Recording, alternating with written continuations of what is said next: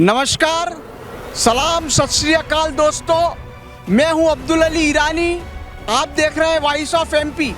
Voice of MP की team शहर का संग्राम के तहत शहर के चप्पे चप्पे में जाकर जन मुद्दों को उठा रही है, जनहित से जुड़ी हुई आवाज़ को उठा रही है, जनता की आवाज़ जो हक की आवाज़ है उसको बुलंद कर रही है। शहर का संग्राम के तहत हमारी 3 टीमें शहर के कोने कोने में जा रही है, जिसमें एडिटर नवीन पाटीदार, एंकर महक और मैं स्वयं संजय बेराई के साथ जगह जगह पर पहुंच रहे हैं।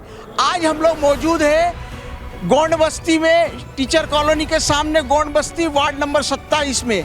यहाँ के रहवासी ज़बरदस्त समस्याओं का सामना कर रहे हैं और ज़ोरदार समस्याओं से जूझ रहे हैं। कोई सूद लेने के लिए नहीं है। आइए यहाँ के रहवासियों से बात करते हैं कि उनकी क्या परेशानी है। बताइए, आप बताइए क्या परेशानी है यहाँ? बाबू जी, यहाँ पे एक तो नल नहीं है हमारे पास, उसकी परेशानी है पानी का। हमारे यहाँ रोड नहीं बन रहा है बाबू जी। कुछ घर अधूरे पड़े हैं जिनके पैसे बाकी है, वो भी नहीं मिल रहे अभी तक। हाँ, और कई लोगों को पट्टे देने की कहा है, वो अभी तक पट्टे भी रुके हुए सर हमारे। हाँ, बाकी स्कूल में परेशानी कोई नहीं है, बाकी तो सब राशन वासन मिल रहा है हमको। नल वगैरह की नल वजह की समस्या है बहुत। क्या समस्या है? उसमें पानी नहीं आ रहा, पैसे मांग रहे 4-4, 5-5 हजार रुपए जब लगा जाएंगे। कि नल कुछ भी किसी भी घरों में नल नहीं है आपके? 5-7 नल लगे हुए हैं, जिसमें 80 घरें, वो कैसे पूर्ति हो जाएंगी? 80 घरों में यहाँ पर 5-7 नल मात्र लगे हुए हैं, तो पूर्ति होना पानी का संभव नहीं है। लोगों को दूर दूर से पानी लाना पड़ता है। पानी के अभाव में लोग जीवन बिता रहे हैं। आप बताइए माता जी, किस तरह की हमारे तो परेशानी है? पट्टे नहीं मिल रहे हैं ना, हमारे पट्टे नहीं मिल रहे हैं। कितने साल से? कितने साल हो गए पट्टे नहीं मिले? हमारा बहुत साल से पुराना घर है। कितना पुराना घर है? 50 साल 50 साल 50 साल हो गए। 50 साल यहाँ पे हो गए। आप लोगों को रहते हुए 50 साल हो गए। यहाँ के 50 साल हो गए सर हम। और कोई आ रहे भी नहीं, सड़क नहीं बना के दे रहे, ना पानी का नहीं। इधर वोट के टाइम पे आते हैं वोट लेने के लिए, बाकी ऐसे कोई ध्यान नहीं देता बस्ती के ऊपर। कोई एक दिन भी आके नहीं देखता इधर। हाँ, गरीब सर्वहारा लोग यहाँ पर रहते हैं, मजदूर तबके के से जुड़े हुए लोग रहते हैं। उनका कहना है कि कोई यहाँ पर सूद लेने के लिए नहीं आता है, केवल वोट मांगने के समय पे लोग आते हैं। आप बताइए भोले बाबा, किस तरह की समस्या है आपके साथ? मैं बाबा भोलेदास बस्ती का सरपंच हूँ, गौड़ आदिवासी का सरपंच हूँ मैं। यहाँ से सन 1950 से हम यहाँ पे रह रहे हैं। यहाँ हमें गवर्नमेंट द्वारा पहले 84 में 10 पट्टे दिए गए थे। हमने काफ़ी प्रयास करने के बावजूद शिवराज चौहान के द्वारा हमें 40 पट्टे मिले हुए हैं, और शिवराज चौहान जी के तरफ से हमें पट्टे दिए गए हैं, नल कनेक्शन भी दिए हैं, और अपने चैम्बर भी लगे हुए हैं, लेटरिन बाथरूम भी बने हुए हैं। बाकी कई लोगों को यहाँ पे 100 मकान निवास करते हैं, जिसमें से हमारे पास 30 पट्टे हैं। बाकी लोगों को गवर्नमेंट के द्वारा जो सुविधा मिलना चाहिए वो अभी हमको नहीं मिल पा रहे हैं। और यहाँ पे जितने भी जो नेता आते हैं कि आश्वासन देते हैं, और आश्वासन देने के बावजूद ये कहते हैं, और अभी तक हमारे पास रोड पर नहीं बना हुआ है। सर, हमने सभी सीएमओ साहब से, एमएलए साहब से, कई लोगों से समस्या हमने रखा है। हाँ में हाँ कहते हैं, बाकी हमारे समस्या सुनने वाला कोई नहीं रहता। भोले बाबा का कहना है कि यहाँ पर कोई सूद नहीं लेता है, केवल वोट लेने के समय पे आते हैं। कोई सरोकार नहीं रखता है, किसी भी प्रकार का सड़क नहीं है, सड़क पे कंकरियाँ बिछी हुई है, सन्नाटा रहता है, अंधेरे के अंदर सन्नाटा पसरा, अंधेरा पसरा रहता है। आप बताइए ना, जोर बोलिए, क्या समस्या है? अभी आप बोल रहे थे पीछे से बताइए। अरे पट्टे तो हमको खाली केवल 10 साल के मिले हैं यहाँ पे। अच्छा, 10 साल के बाद हमको क्या पता कहाँ पे फेंक देंगे उठा के, तो वो भी पता नहीं है। लोग भयभीत है, आशंकित है कि उन्हें पट्टे केवल 10 साल के मिले हैं। 10 साल के बाद उन्हें कहाँ फेंक दिया जाएगा, वो बेघर हो जाएंगे। आप बताइए बाबा। मेरा ये कहना है साहब कि रोड नहीं बन रहा और मेरे पैसे रुके हुए हैं। मकान बन गया, कर्जा लेके किया हूँ। हाँ, मकान तैयार किया हूँ, मगर मुझे कई चक्कर लगाया नगर पालिका के, तो कहने लगा अभी नहीं आए। हाँ, तो मैं जाना ही बंद कर दिया हूँ। आपने पार्षद से शिकायत की इस बारे? हाँ, पार्षद से शिकायत की, और सभी से मैंने शिकायत किया। क्या बोले पार्षद? पार्षद ये बोले कि मिल जाएंगे यही बताते हैं। केवल कोरे आश्वासन। हाँ, बस कोरे आश्वासन देते हैं। अच्छा, हाँ, वो आते हैं कभी आपके वार्ड में आते हैं? आते हैं। अच्छा। आते हैं, करीब 5-7 दिन पहले आया था। हाँ। तो कहने लगा रोड का भी बना के देंगे और ये नालियाँ भी बनेगी। चुनाव का समय नजदीक आया है तो नेताजी यहाँ पर आए हैं और आश्वासन देकर गए हैं कि वो यहाँ पर नालियाँ भी बना देंगे, रोड भी बना देंगे। न नालियाँ है न रोड है, कच्चे मकान है। ये देखिए संजय जी बताइए यहाँ पर रोड की क्या स्थिति है, आप बताइए। यहाँ पर देखिए पानी के लिए लोग भटक रहे हैं, दर दर भटक कर पानी ला रहे हैं। आप बताइए बाबा। और थोड़ा पीछे तो चलो, जरा पीछे का भी तो देख लो जरा, हुलिया क्या है तो हमारी जरा। बिल्कुल चलते हैं पीछे। हाँ, पर पीछे चलो फिर हाँ, पीछे चल के देख लो बाबूजी का क्या है, तो हमको तो जाने। क्या समस्या है वहाँ? अरे उधर तो इससे भी ये तो ये रोड है, उधर तो रोड भी नहीं, देख तो लो जरा पीछे में जरा। जी बहुत उधर बहुत समय से बेकार है, इतनी सी तो गली है इसके बाद चलने सफाई के। की क्या स्थिति है? सफाई भी बहुत स्थिति बुरी है, इससे भी बहुत बेकार है उधर। सफाई कर्मी कोई भी नहीं आते हमारे, सफाई कर्मचारी यहाँ पे नहीं कोई आते? भी नहीं कर्मचारी आते हैं, सफाई कर्मचारी बाकी हमारे को करना पड़ता है। साल में एक ही बार चलते हैं। अच्छा, सफाई की जो कचरा उठाने की गाड़ी आती है आपके यहाँ?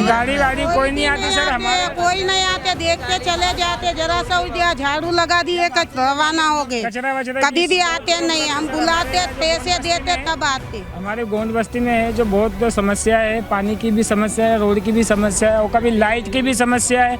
और जो कई लोगों को पट्टे मिल गए हैं उनके भी पैसे रुके हुए, और जो गरीब के और भी है तो उनको कुछ भी सुविधा नहीं है और सरकार के तरफ से कुछ भी आते नहीं। अच्छा, ये लाइट जो यहाँ पर मीटर कनेक्शन कट गए हैं उसके बावजूद बिल आ रहे हैं? हाँ आ रहे ना अभी।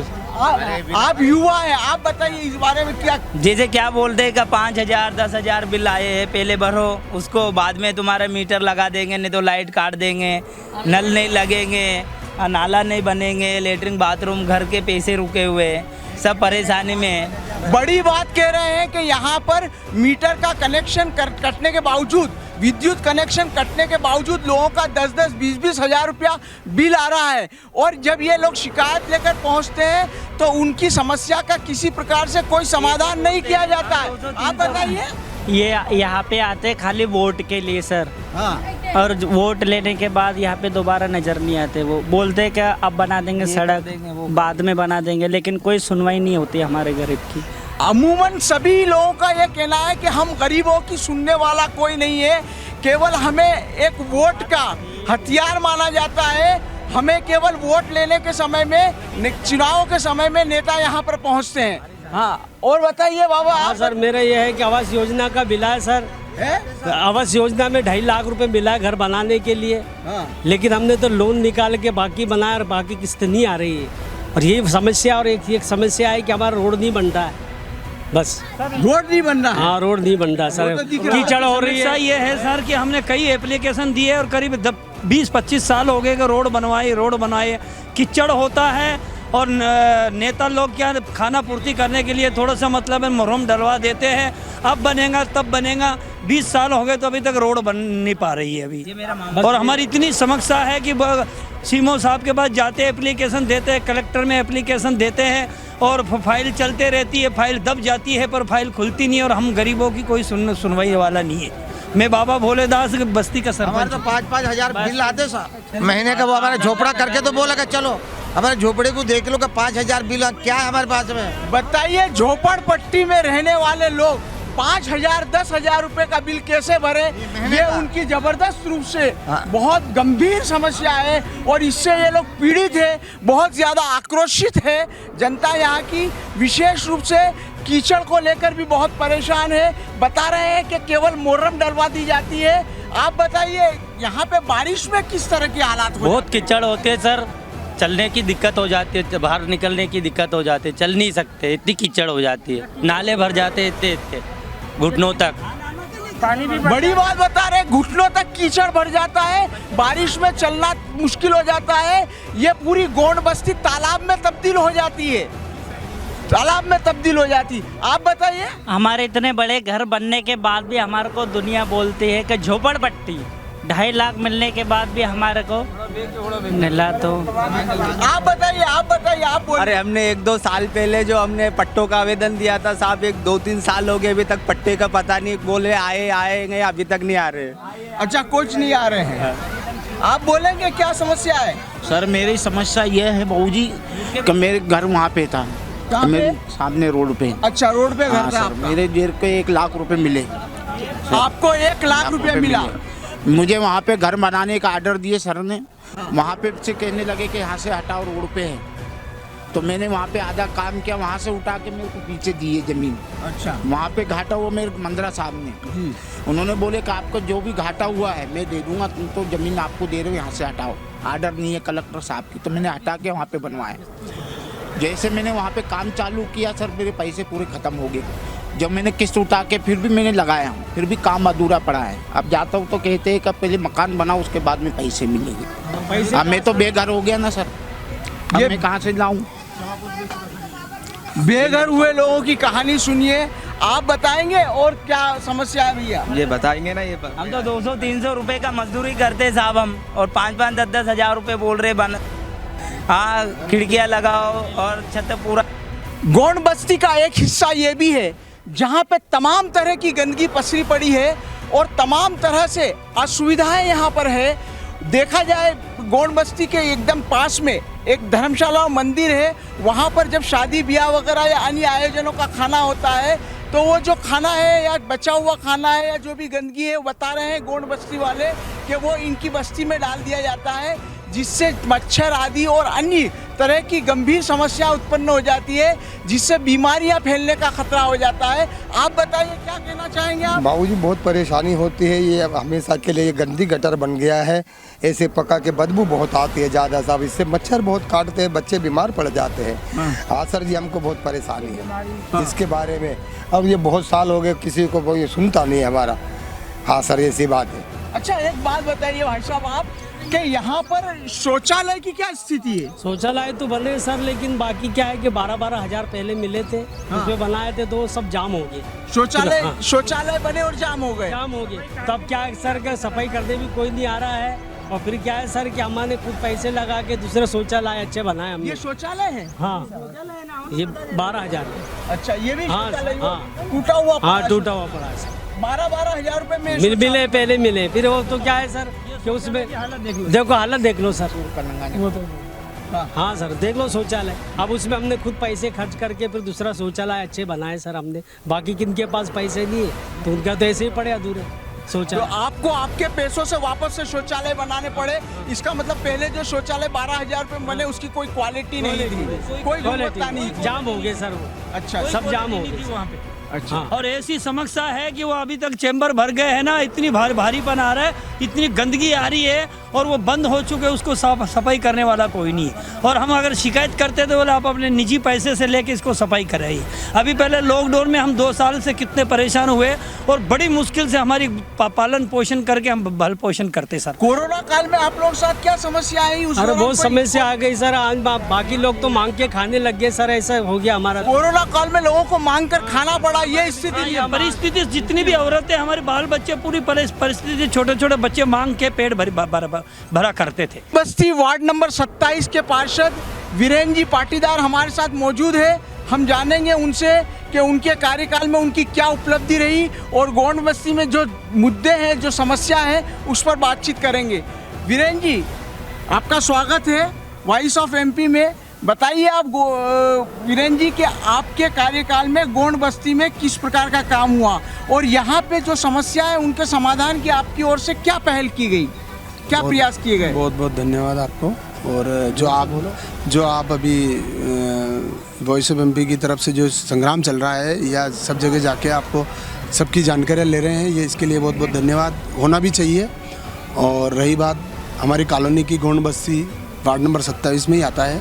इसके अंदर ये जो मेन चीज़ है, गौंड बस्ती और जीवाजीराव छात्रावास की ये जो ज़मीन है, मेन ज़मीन है जीवाजीराव छात्रावास की, ये ट्रस्ट की ज़मीन है।